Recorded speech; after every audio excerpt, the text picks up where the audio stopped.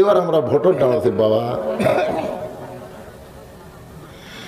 তুই কান্দে তুই ফেরেশতাকে আল্লাহ তুমি কোরআনে বলেছ আস্তাইনু বিসসবরি ওয়াসসালাহ ইন্নাল্লাহা মা'আস সাবিরিন।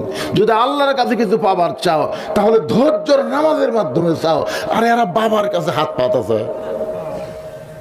তার মানে ডক্টর কামাল যতই শিক্ষিত হোক চাওয়ার ব্যাপারে 1 নম্বর মূর্খ। জোরে কর কথা, ঠিক কথা বলে।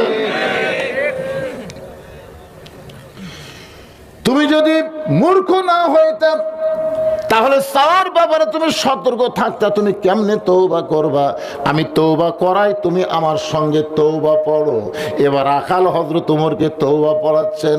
যারা মাগরিব এশার নামাজ না পড়ে শুনতেছেন, এতদিন যারা ভিন্ন দল করেছেন, আজকে কোরআনের দলে ফিরে আসার জন্য সবাই বলেন আস্তাগফিরুল্লাহ পড়েন। যারা পড়বেন না, যদি আপনি আজকে মরে যান, নিয়ত করেন মান সাআলাল্লাহু তাআলা আশ-শাহাদাতা বিসিদকিন বাল্লাগাহুল্লাহু মানাজিলা শুহাদাই ওয়াই মাতা আলা ফিরাশিহি। আল্লাহ রাসূল বলেছেন, কেউ যদি নিয়ত করে আল্লাহ তোমার কোরআনের আন্দোলনের জন্য আমি জীবন দেব, আমি তোমার কোরআনের জন্য শহীদ হব, আল্লাহ রাসূল বলেছেন সে যদি ওই মাতা আলা ফিরাশিহি নিজের বিছানায় মৃত্যুবরণ করে, এই নিয়ত করার কারণে বাল্লাগাহুল্লাহু মানাজিলা শুহাদা, আল্লাহ হাসরের ময়দানে ওই বান্দাকে শহীদদের কাতারে দাঁড় করায়া দিবে। এখন আপনারা বলেন নিয়ত করার মধ্যে লাভ আছে না নাই? এই জন্য সবাই পড়েন বাবা, নিয়ত করেন, দেখা যাক কি হয়। সামনে আসছে শুভ দিন, চিন্তা ভাবনা করে নিন। জোরে কোন কথা, ঠিক কিনা? আস্তাগফিরুল্লাহ পড়েন, আস্তাগফিরুল্লাহ রব্বি মিন কুল্লি জামবি ওয়া তুবু ইলাইহি। ওমর ফারুক তওবা করার পরে বলতেছে, ও রাখাল ভাই, আল্লাহর হস্তে উটের 1 পেয়ালা দুধ দাও। রাখাল মুচকি মুচকি হাসে। ওমর ফারুক বলে, রাখাল রে, আল্লাহর হস্তে উটের দুধ চাইলাম, এরপরে মুচকি মুচকি হাসিস কেন? রাখাল বলে, তওবা করার পরে তুমি আবার মুনাফিকি করলে। তুমি সত্যি করে বলো তো, লিমা তাকুলু মা লা তাফালুন, তোমার মুখের সাথে মনের মিল আছে? ওমর ফারুক চুমকে উঠছে, মুখের সাথে মনের মিল নাই, তার মানে তুমি সত্যি করে বলো, আমি কি উটের মালিক? আমি যদি উটের মালিক হইতাম, তুমি আমাকে রাখাল করলে কেন? আর রাখাল যখন তুমি আমাকে বলেছ, তখন তোমার মন বলতেছে আমি উটের মালিক না। আরে পাগলা, যদি সত্যি আল্লাহর রাস্তায় চাও, এখান থেকে মালিকের বাড়ি যাও, 10 মাইল দূরে মালিকের বাড়ি, মালিকের বাড়ির যা বলো, মালিক তোমার রাখাল উট আর দুম্বা চড়াই। তুমি মালিক যদি হুকুম দাও, রাখাল আল্লাহ রাস্তায় উটের 1 পেয়ালা দুধ দিবে। ওমর ফারুক বলে, রাখাল ভাই, অত দূর মালিকের বাড়ি কষ্ট করে যাওয়ার দরকার আমার নাই, বরং তোমাকে 2টা টাকা দিলাম, এই 2টা টাকার বিনিময়ে তুমি উটের 1 পেয়ালা দুধ দাও। রাখাল বলে, পথিক তুমি হযরত ওমর চেনো? চেনো? যদি উমরের গুপ্ত বাহিনী দূর থেকে দেখবার পায় তুমি আমাকে 2 টাকা ঘুষ দিছ, আর আমি মালিক বাদ দিয়ে তোমাকে উটের 1 পেয়ালা দুধ দিছি, তাহলে তোমাকেও ধরবে আমাকেও ধরবে। এই বয়সে তুমি ধরা পড়বার চাও? ওমর ফারুক বলে, রাখাল ভাই, তাহলে চলো আমরা 2 ভাই পাহাড়ের গুহার মধ্যে যাই, গুহার মধ্যে গিয়ে তোমাকে গোপনে 2 টাকা দেব, আর তুমি গোপনে উটের 1 পেয়ালা দুধ দিবে, তাহলে তোমার মালিকও জানতে পারবে না, ওমরের গুপ্ত বাহিনীও দেখতে পাবে না। সঙ্গে সঙ্গে রাখাল চিল্লায় বলে, তুমি ভণ্ড, তুমি ভণ্ড, তুমি ভণ্ড। ওমর ফারুক বলে, রাখাল রে, আমার মধ্যে ভণ্ডামির কি দেখলা?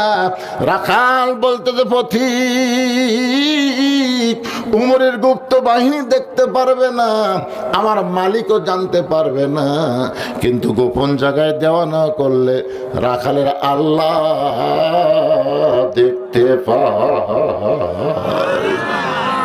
যেই কইছে রাখালের আল্লাহ দেখতে পায়, ওমর ফারুক 1 দৌড় পাহাড়ের পাদদেশে গিয়ে 2 রাকাত নামাজ পড়ে বলতেছে, আল্লাহ তোমার কোরআন এত সুন্দর, তোমার কোরআন দিয়ে যখন রাষ্ট্র চলবে, প্রত্যেকটা মুসলমানের কলিজায় ঈমান বলবে, কেউ না দেখলো আল্লাহ দেখতেছে। জোরে কোন কথা, ঠিক কিনা? তাহলে একটা বিশ্বাস যদি আমাদের অন্তরে থাকতো, বাংলাদেশের টাকা আমরা বিদেশে পাচার করতে পারতাম না। রডের বদলে বাঁশ দিবার পারতাম না, জোরে কারণ ঠিক কিনা? দরজা বন্ধ করে অশ্লীল ভিডিও আমরা দেখতে পারতাম না, কারণ একটা বিশ্বাস, কেউ না দেখলো কে দেখতেছে? আল্লাহ। এক শিক্ষক দুই ছাত্রকে বলছে দুইটা মুরগি দিয়া যে যেখানে কেউ নাই সেখানে মুরগি জব করি যা। একজন যায় এখানে খেড়ের পালার সাইডে তাকায় দেখে কেউ নেই, চারিদিকে তাকাইছে কেউ নেই, ও এটি জব করে নিয়েছিল। আর একটা ছাত্র যেটি যায় আর ইমান বলে কেউ না দেখলো, ওই আর চারিদিকে তাকায় না, বুঝলেন? যখনই যাও করো আকাশ মানে কে? আর যারা এরকম হ্যাঁ হাই রে, তুই যাবো কারণে বলতেছে হুজুর কেউ দেখেনি খেড়ে পালার কাছে একেবারে, আর ওই লিয়েছে কে রে তুই? যেটি যাওয়া করেছে আল্লাহ দেখে। তো কোরআনতে যখন বাংলাদেশ চলবে এই বিশ্বাসটা প্রত্যেকটা কর্মীর অন্তরে আসবে যে কেউ না দেখলো আল্লাহ দেখতেছে। ঘুষ খাবার পারবি না, সুদ খাবার পারবি না, জিনা করবার পারবে না, চুরি করবার পারবে না, কারণ কেউ না দেখলেও কে দেখতেছে? যখন একটা বাবারে আমরা তো ওদিকে তাকাই না, আমরা সাইড মারি, সাইড। ওমর ফারুক যখন পাগলের মতন কাঁদতেছে, এমন সময় রাখাল পিছনে এসে বলে পথিক যতই কান্দা কান্দ উটের দুধ আমি দিবার পারলাম না। ওমর ফারুক বলে রাখাল ভাই উটের দুধের কোনো দরকার আমার নাই, বরং তোমার কাছে আমি জানতে চাই তুমি না দেখা আল্লাহকে কলিজার মধ্যে জায়গা দিয়া তুমি আল্লাহর কোরআন অনুযায়ী চলতেছো, এর বিনিময়ে তোমার চাহিদা কি? মতে রহমানের চাহিদা কি? কম। আরে আল্লামা দেলোয়ার সাইদির চাহিদা কি? ওমর ফারুক বলতেছেন রাখাল না দেখা আল্লাহকে কলিজার মধ্যে জায়গা দিয়ে তুমি যে আল্লাহর কোরআন অনুযায়ী চলতেছো, এর বিনিময়ে তোমার চাহিদা কি? রাখাল বলতে দাও পথিক আমার চাহিদার কথা যখন শুনতে চাও তাহলে শোনো। রব্বানা, সকলে বলেন রব্বানা আতিনা ফিদ দুনিয়া হাসানাতাও ওয়া ফিল আখিরাতি হাসানা ওয়া কিনা আযাবান্নার। ওমর ফারুক বলে রাখাল আমি তোমার চাহিদার কথা শুনতে চাইলাম আর তুমি কোরআনের আয়াত শুনালে। রাখাল বলে পথিক তুমি আসলেই মূর্খ। আচ্ছা এই আয়াত আমি কি বুঝালাম তুমি বুঝলা না? ওমর ফারুক বলতে ভাই আমি আসলেই মূর্খ রে। তুই কি বুঝাইলি একটু মুখ খোলাসা করে বল।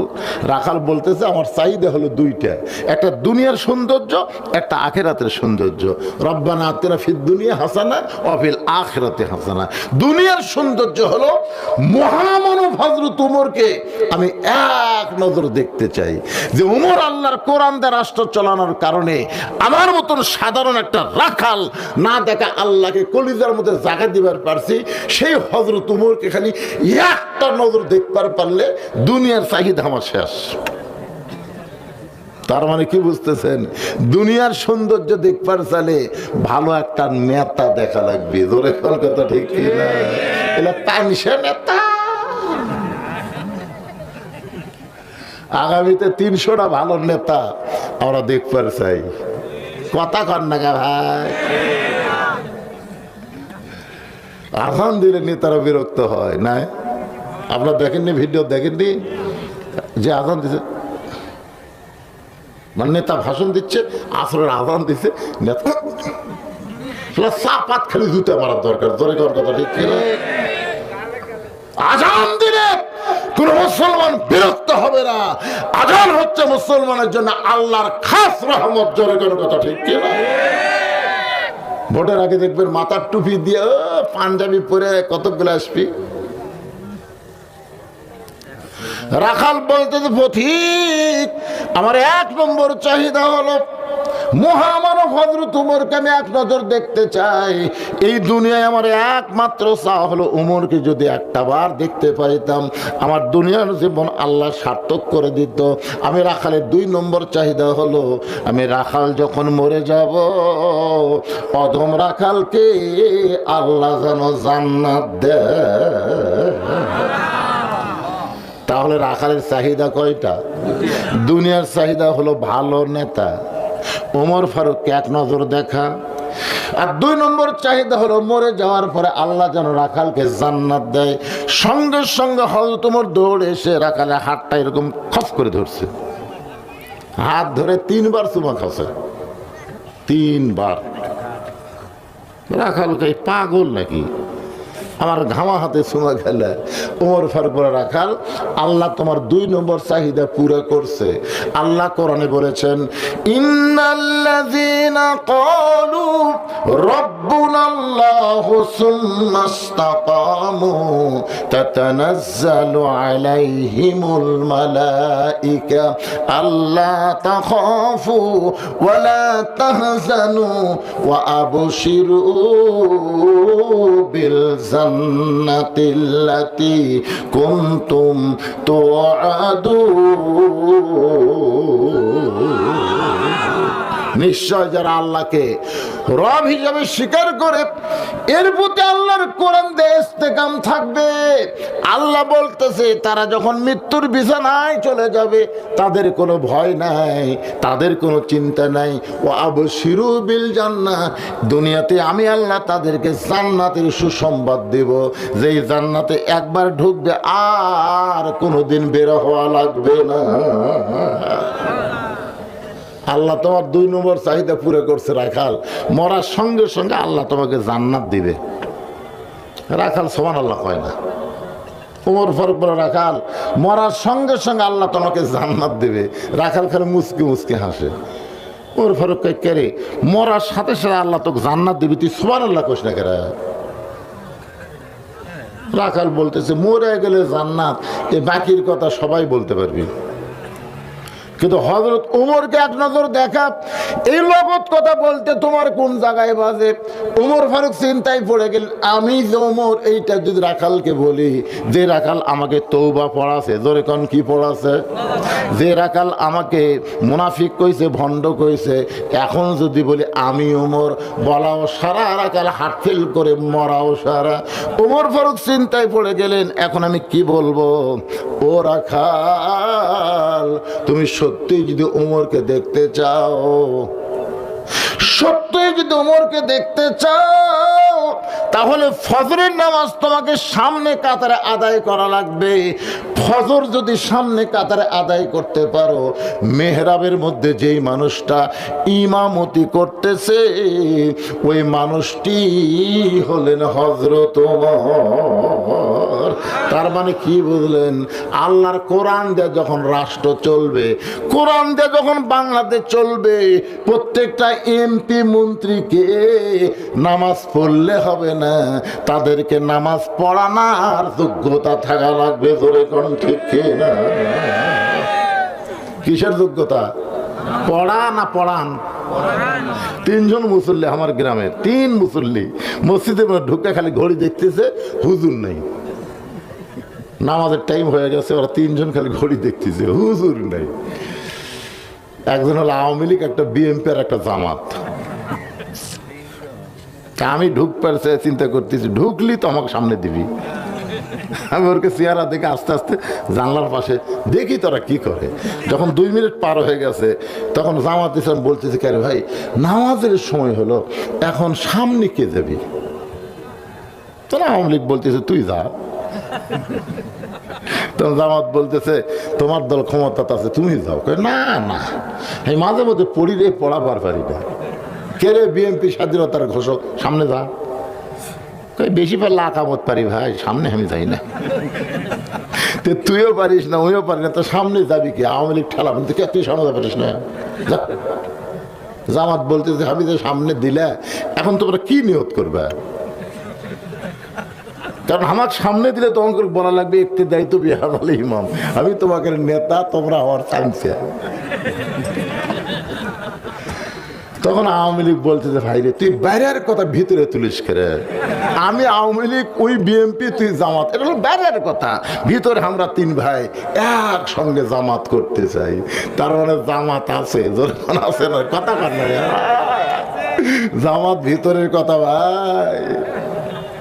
কোরআন নিয়ে যারা রাজনীতি করবেন, জামাত ছাড়া তাদের খাওয়া নেই, কথা বল না কেন? জামাত কিন্তু বাইরের কথা না, জামাত হলো ভিতরের কথা। জোরে কর কথা, ঠিক কিনা? উদখুলু ফিস-সিলমি কাফা।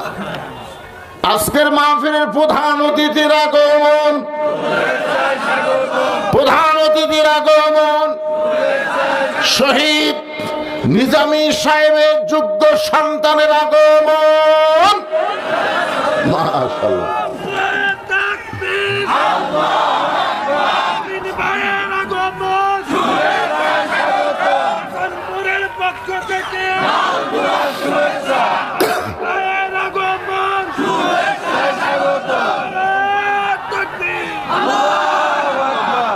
প্রধান অতিথির আগমন। লিল্লাহি তাকবীর, আলহামদুলিল্লাহ।